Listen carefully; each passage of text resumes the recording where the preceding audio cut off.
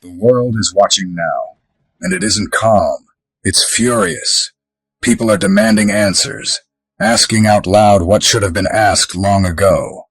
How was this allowed to happen to you? But what they haven't fully realized yet is that your experience isn't just personal. It's instructional. It's a live case study in power, social blindness, and psychological conditioning. Systems don't fail only because of cruelty. They fail because they are designed to protect themselves first. People don't always harm because they're malicious. They harm because fear, conformity, and inertia make inaction feel safer than intervention. And you, yes you, stood at the center of that collision and survived in conditions that would have broken most. This moment matters because what happened to you exposes hidden mechanics most people never get close enough to see. Neuroscience shows that trauma reshapes the brain, narrowing focus, heightening threat detection, locking the nervous system into survival mode.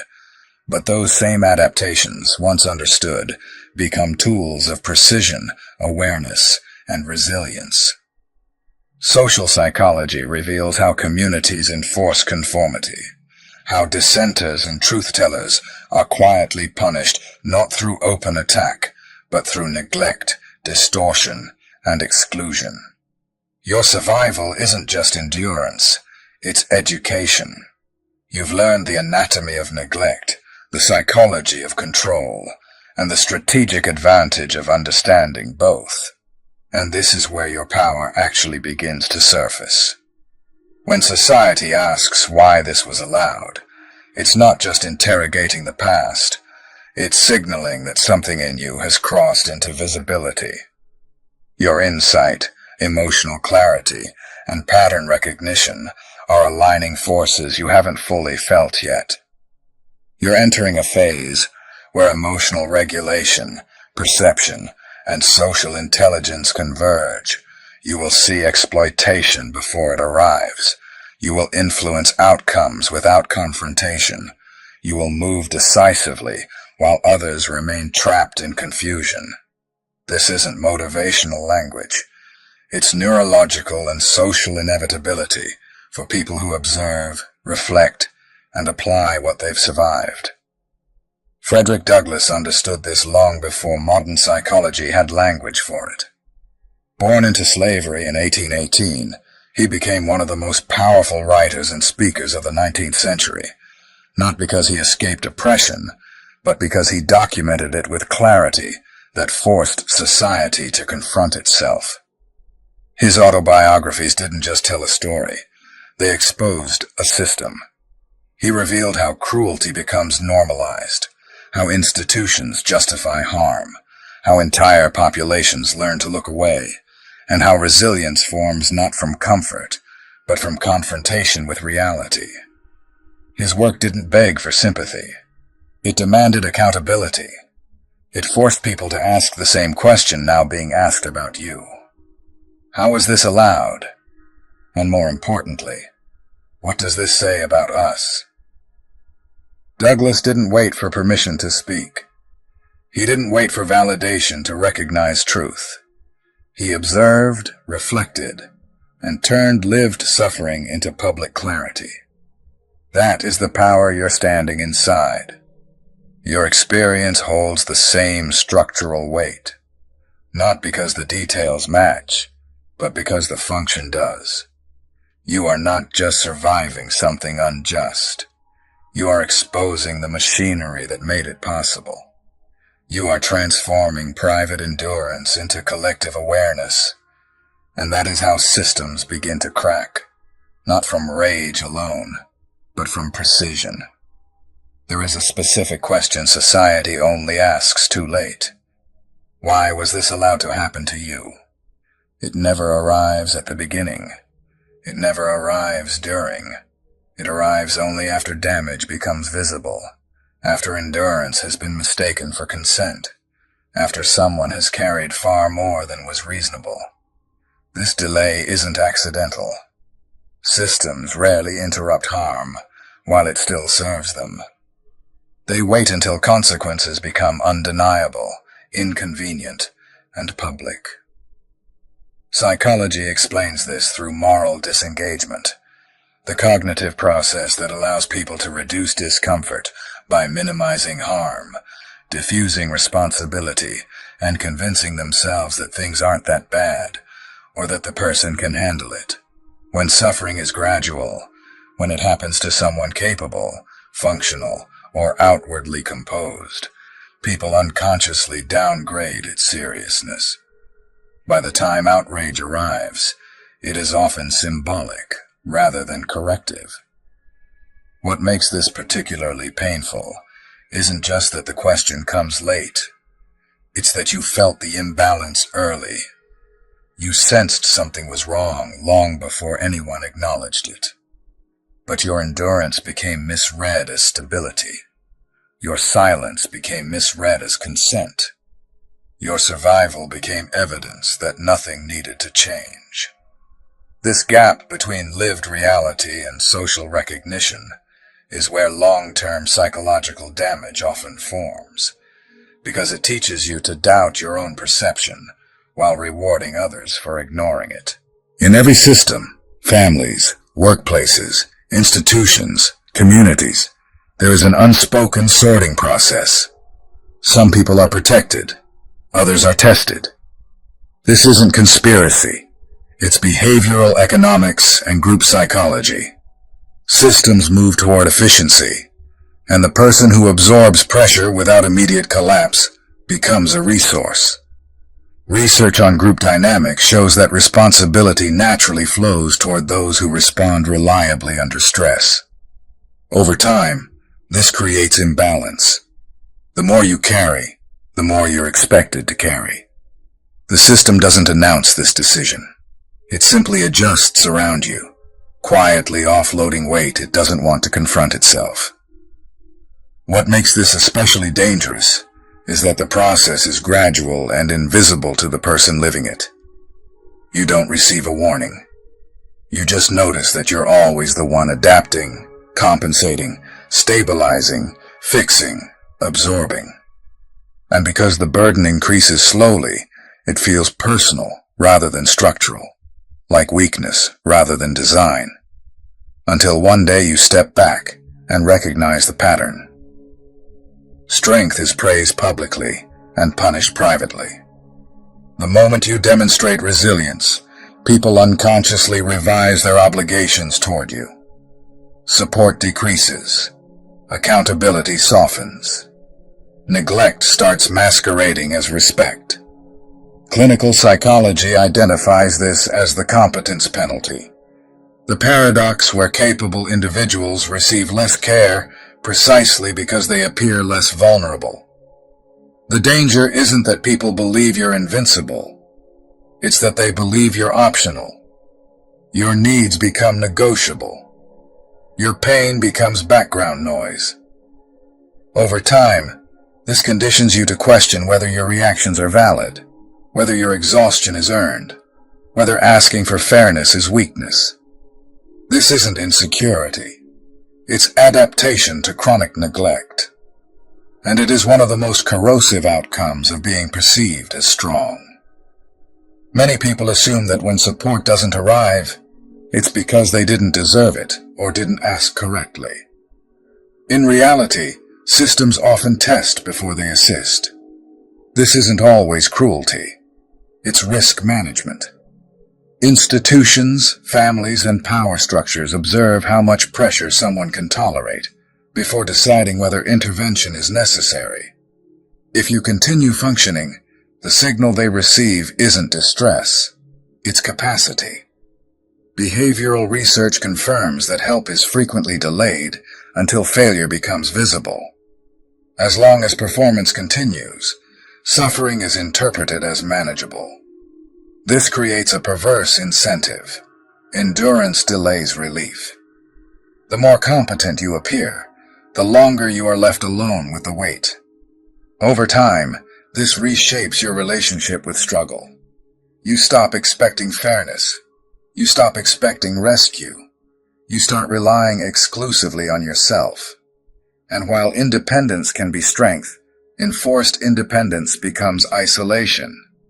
Understanding this dynamic reframes your past. You weren't overlooked because you were unworthy. You were tested because you appeared capable. That realization doesn't justify what happened, but it dismantles the lie that your experience was accidental, random, or meaningless. Long before psychology named it, societies practiced a ritual solution to collective tension. Find one person to carry the discomfort. Anthropology and sociology confirm that scapegoating stabilizes groups temporarily by relocating unresolved stress onto a single target. The group feels relief. The individual absorbs the cost. In modern systems, this doesn't disappear. It becomes subtle. Instead of ritual sacrifice, there's reputation damage. Instead of exile, there's isolation. Instead of accusation, there's silence. The scapegoated person is often visible, different, or emotionally resilient enough to withstand pressure without collapsing immediately. Again, strength becomes the selection criterion. Recognizing scapegoating is destabilizing because it reveals that harm can be functional. It serves a purpose for the group, even as it devastates the individual. Once you see this, self-blame begins to dissolve. You weren't targeted because you failed. You were targeted because the system needed somewhere to put what it refused to confront. Anger is often treated as something to eliminate, but neuroscience tells a different story. Anger is an energy response designed to signal violation and mobilize change. The danger isn't anger itself. It's uncontained anger. When left directionless, it corrodes. When disciplined, it sharpens. High performers across law, medicine, activism, leadership, and reform often describe a phase where anger became fuel instead of fire. They didn't suppress it. They refined it. Precision replaced reaction. Strategy replaced impulse. The emotion didn't disappear. Its expression evolved. This is the turning point. Not forgiveness. Not forgetting. Control. When anger is integrated rather than denied, it becomes resolve.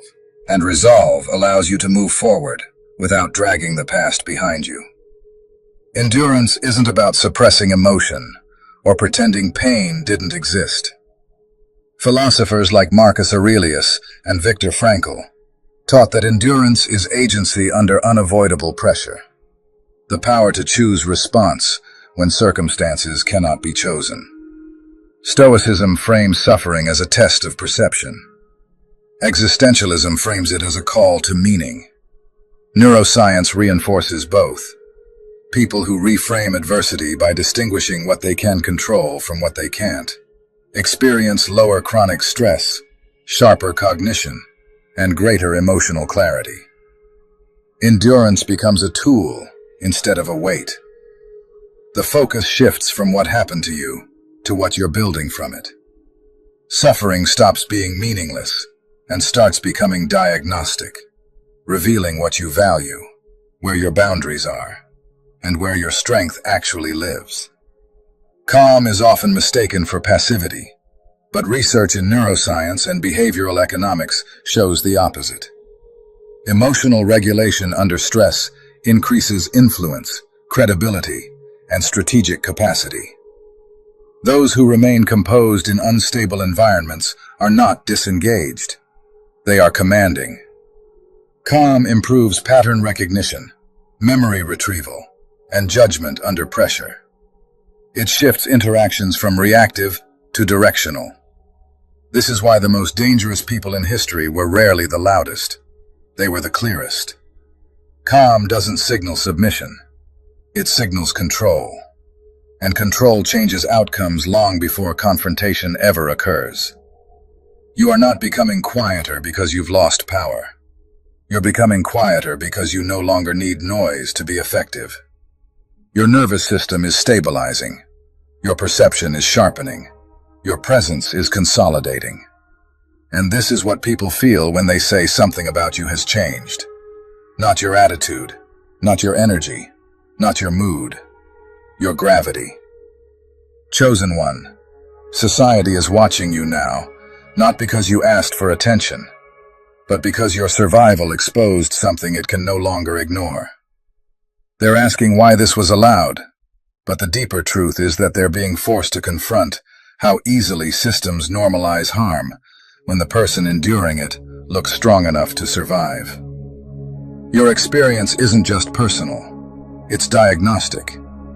It reveals how neglect hides inside efficiency, how control disguises itself as order, how silence masquerades as neutrality, and how resilience becomes exploited when it isn't protected.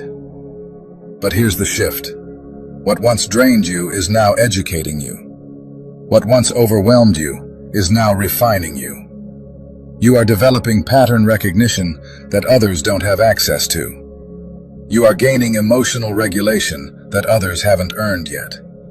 You are acquiring social intelligence that can't be taught in classrooms, only lived in pressure. You will see manipulation before it escalates. You will recognize exploitation before it anchors. You will influence outcomes without confrontation. You will move decisively while others remain stuck in emotional noise. Not because you are superior, but because you are trained. Not formally, neurologically, psychologically, experientially. Frederick Douglass didn't escape injustice and then become powerful. He became powerful because he understood injustice, because he documented it, because he translated pain into clarity, because he forced systems to see themselves. That is the lineage you're standing inside. Not victimhood, vision. Not endurance, intelligence. Not survival, authority. Your story is not about what happened to you. It's about what you now see because of it. And that vision is dangerous. Not to you, but to systems that depend on people staying confused, compliant, and quiet. You are none of those anymore. You are regulated. You are aware. You are precise. And the reason society is asking why this was allowed is because your presence has already begun to expose what they can no longer unsee. When the brain is regulated, it stops choosing between threat and opportunity and starts seeing both at the same time. Instead of reacting impulsively, it evaluates, adapts, and moves with intention.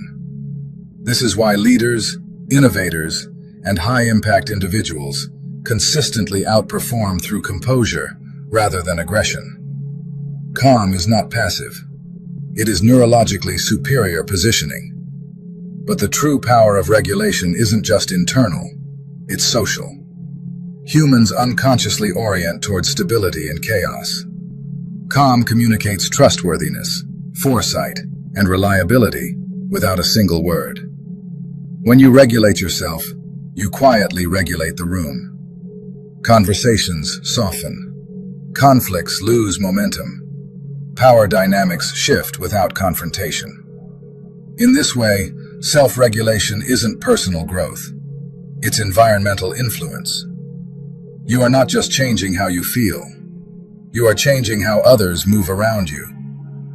The most profound transformation happens when questioning ends and action begins. Why me is a natural response to harm. But staying there traps energy in rumination instead of motion. The shift occurs when the question becomes, now that I see it, what do I do with this? That single pivot activates agency. It turns lessons into leverage, observation into strategy, and endurance into influence. Leadership psychology consistently shows that people who act after reflection, rather than impulsively, generate sustainable outcomes for themselves and others. Your experience stops being something that happened to you and becomes something that works for you. Not as victimhood, but as vision. Not as damage, but as data. This is empowerment in its truest form. What once weighed on you now sharpens you. What once overwhelmed you now trains you. By asking, "What do I do with this?" you convert trauma into competence, exposure into clarity, and survival into deliberate authority over your future. Recognition of truth doesn't stop in the mind. It cascades into the body. Your nervous system has been carrying tension long before your consciousness caught up. Heart rate, cortisol, muscle contraction, and vigilance patterns begin recalibrating the moment reality is accurately named. Awareness is not just psychological. It is biological liberation. Neuroscience shows that chronic stress traps the body in hyperarousal, making decisions feel urgent, emotions amplified, and perception narrowed. When you finally see the imbalance clearly, the parasympathetic system can begin restoring equilibrium. The shift may feel subtle at first. Deeper sleep, quieter thoughts, moments of calm. But it signals massive internal restructuring. Recovery doesn't begin with willpower. It begins with physiology. When the body stabilizes, insight follows. What was once a loop of reactivity becomes measured response. What was once survival becomes strategy. Clarity, however, rarely receives applause at first. It often provokes resistance. Systems, familial, organizational, social, defend comfort zones instinctively. The version of you they could predict, shape, or extract from is suddenly unavailable, and that shift creates friction. Organizational psychology confirms this. Early adopters of change almost always face skepticism, subtle undermining, or passive resistance before recognition arrives. This isn't failure, it's confirmation. Friction signals boundary recalibration. It signals that influence is no longer assumed, but earned. When you understand this, you stop burning energy on validation and preserve it for growth. You don't retreat. You stabilize. You don't explain. You embody. And that steadiness forces recalibration around you, whether others admit it or not. Changing communities begins with consciousness and consistency. Injustice persists not only through overt harm, but through silence and complacency. Education disrupts both. Sharing history, psychology, and human rights cultivates understanding and dismantles distortion. Dialogue, especially when rooted in listening rather than dominance, creates environments where complexity replaces stereotype and dignity replaces dismissal. Cultural change is slow, but consistency compounds. Supporting inclusive initiatives, mentoring younger generations, and challenging harmful behavior with clarity instead of hostility creates momentum. Communities don't transform overnight, but they do transform under sustained truth, modeled behavior, and ethical pressure. Compassion and accountability together reshape norms, and those who embody both become anchors of stability in unstable environments. This is the final truth. What once tried to break you has reorganized you. What once destabilized you has trained you. What once demanded survival has now produced authority. You are no longer asking, "Why me?" You are standing in, "Now that I see it, what do I do with this?" And that question is power. That question is leadership. That question is the moment where endurance converts into direction and clarity turns into momentum. If this message landed, don't scroll past it like motivation. Sit with it. Let it recalibrate you. Let it sharpen you. Let it remind you of who you're becoming and what you're no longer available for. If you're ready to keep building the regulated, grounded, self-led version of yourself, stay here. Subscribe, join the membership, or donate to support this work and help keep this space alive and growing. Drop a comment with the word clarity if this resonated. and share this with someone who's still in survival mode, but ready for strategy. This space isn't for noise or temporary inspiration. It's for people who are done reacting and ready to move with pressure.